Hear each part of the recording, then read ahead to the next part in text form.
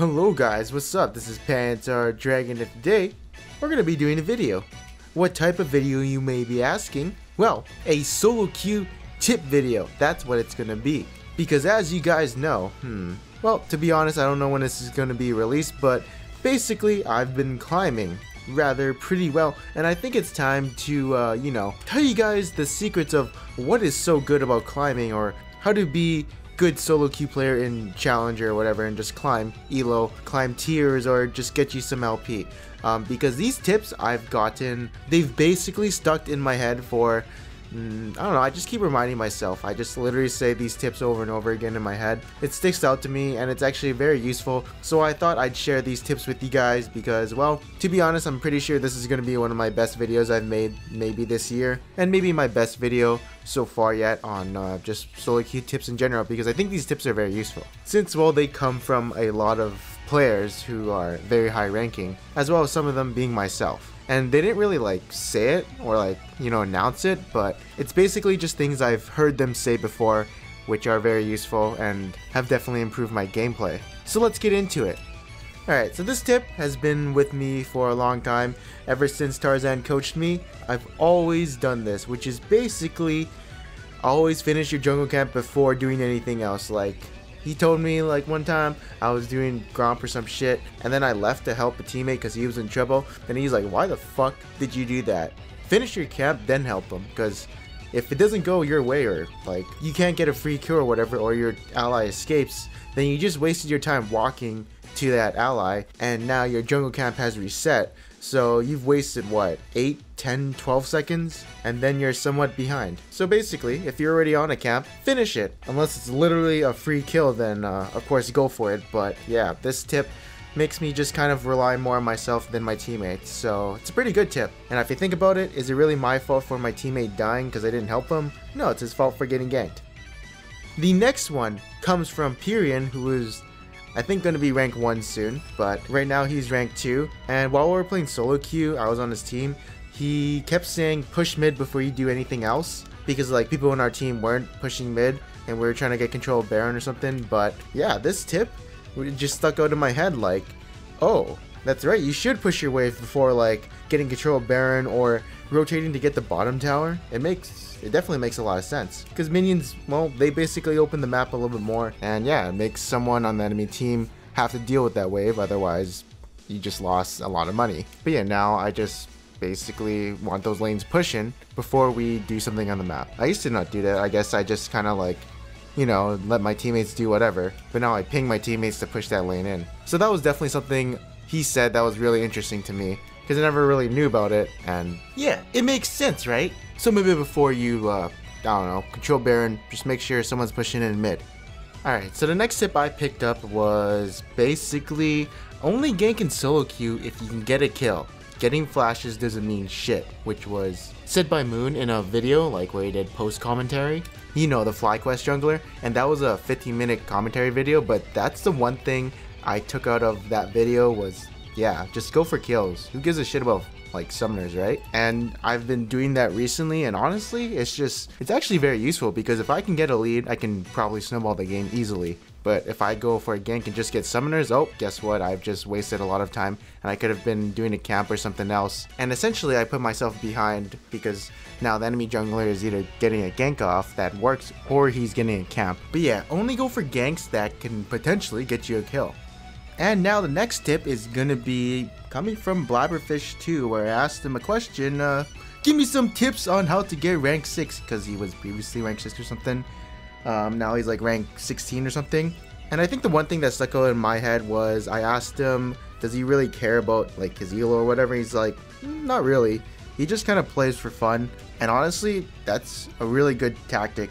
Well, it's not even a tactic, but if you have that mentality, you'll obviously try hard and stuff like that, because you find being competitive fun. But if you take the game really seriously and you put your whole heart into that one game, and then you're fucking 10-3 and you lose it, you'll just you'll just fucking flip shit, fucking report X9 your whole team, you know, you'll go off, you'll just fucking get so heated, which essentially will tilt you because you get annoyed, you'll do stupid shit. But honestly, the best times when I climb are when I just truly don't give a shit about my elo, and then I get elo and I'm like, oh, that worked, that's pretty cool. But also that's just because I'm doing whatever the hell I want to do. Like if my teammates are doing something and then they want something from me, I'll just be like, fuck off, bitch.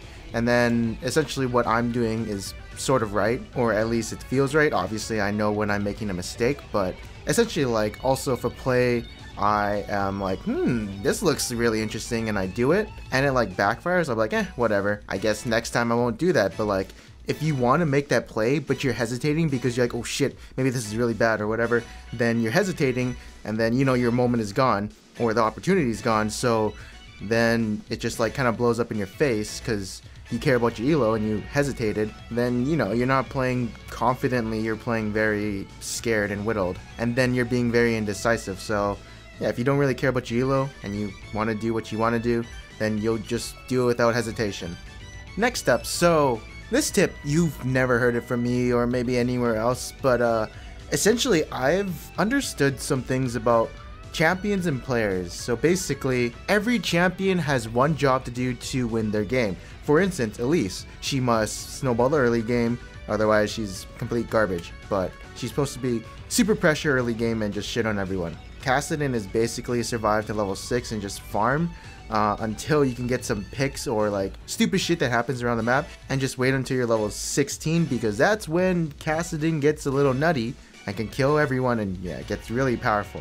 Maokai, support, is essentially a cheesing champion, which needs to either cheese a lane and survive the laning phase, and then just control the map mid-game with his saplings. So essentially survive the laning phase, hopefully his team goes even, and then yeah, that's his job, to make it to mid-game evenly. So once you figure out what a champion's job is to do in a game, then essentially every time you play that champion or play against that champion, you'll know what that champion should be doing or wants to do, and you'll probably know his strategy. So for instance, you know, after playing with a bunch of rank 1s to 10s and master players, etc., people essentially play the same. Obviously master players make a lot of mistakes compared to like rank 1 to 10s, but you know, like if you're playing against the rank 1 player, like you know he's really good, but you do realize that a player can only do so much with one champion, and he's limited to whatever his champion can do, so he can't just straight up 1v5. He'll just do things that whatever his champion allows him to do, and you know, play it to the fullest potential and do his job.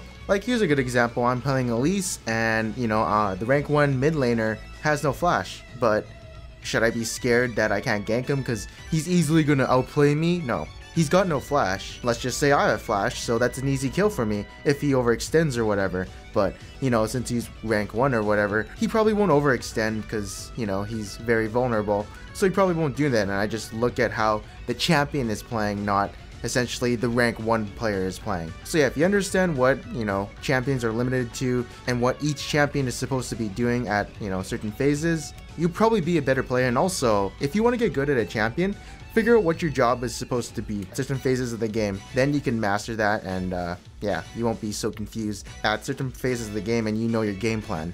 Also, like, if you're facing like a one-trick Jinx player and you're in gold 1 or whatever, and she does like 2,000 games, 67% win rate, you know, that's fine. If I ever see that in high challenge or whatever, I'm not really too scared because I know what that champion can do or whatever. Unless it's like Tyler 1's Draven, then I'm a little scared. But if I just know what that champion can do, and you know, I just think about champions, not players, then essentially the game becomes a lot easier. And then I won't be scared of anyone, and I just play my game plan. Also, I guess that's why some pro players play with names off, so they just think about the champion instead of players, which I can understand now. And finally, this was one of my favorite tips. If you tilt at your teammates doing stupid shit or whatever, and you start fucking yell at them, you probably should shut your fucking mouth and just play the game. Because yelling at your teammates gets nothing done. I guess it makes you feel good because you're just like fucking shitting on them and telling them they're a worthless idiot, but besides from that, one little snarky comment or whatever against them could tilt them off the face of the earth and make them essentially do stupid shit in your game. So like a player who's not playing his game and does weird shit is essentially a shittier version of himself, and your team has a less % chance of winning the game probably. I mean, if you want, you can shit talk that person after game, but like, you know, don't do it in game. You want everyone playing not tilted. You want a champion select where no one's arguing, because, you know, if your champion select starts arguing with each other, oh, that game is not gonna look pretty. Because, like, maybe one person has a vendetta against someone else. But yeah, all I care about is winning. If people got beef with each other, like, I don't give a shit. Or people got beef with me, I don't give a shit. Just get me the W and that's all I care about. Like, if you're arguing with someone, let's say your support roams and, never comes back, just be like, Karma, get the fuck back here or something. I don't know, like if you just, you know, keep going over that your Karma never came to lane or something because she was roaming, and you just never let that go, then you're just gonna create a really bad environment where maybe that person doesn't want to win and just doesn't give a shit anymore, and yeah, now you have a tilted player. I don't know, you just want a good environment where everyone wants to win. That's all I gotta say. Oh, it looks like we're out of time today. I haven't done all my tips, but yeah, this video is getting a little too long, so I'm gonna end it here. Thank you guys for watching this video, and also if you guys did find these tips useful or anything you guys want to say about whatever, something related, make sure to comment below. And yeah, I am Panther Dragon, and I'll see you guys next time.